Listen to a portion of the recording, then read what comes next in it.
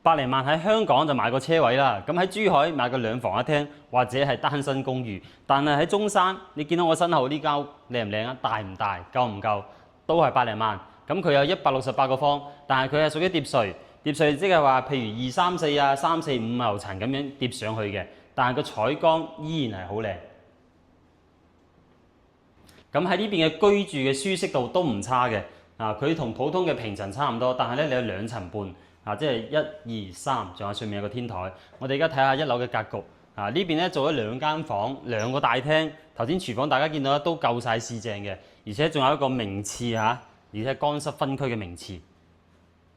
其實別墅又好，疊墅都好啦，最重要嘅係佢嘅設計。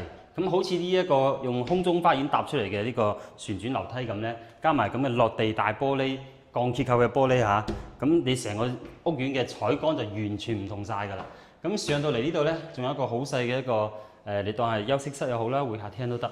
然後先至係2間房，所以其實雖然叫做疊墅，但係百零萬呢個價錢有咁多空間使用，都算好好㗎啦。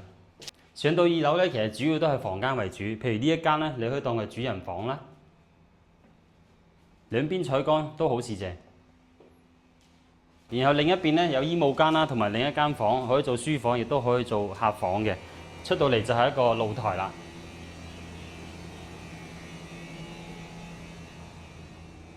然後仲有一個好少嘅空間不過呢個都係贈送位嚟嘅，一個露台你可以搭玻璃就做一個陽光花房啦，或者就純粹咁樣去做一個小花園都完全冇問題嘅。唔想投入太多，亦都想享受下住別墅嘅感覺，咁你就可以買呢個疊墅嘗試下過渡。如果你覺得住咁大嘅面積 OK， 你再去轉別墅都冇問題。當然，如果你覺得住大咗悶咗啦，你轉翻平層都 OK， 你唔會損失太多錢，只不過百零萬加埋裝修，total都係200萬搞掂。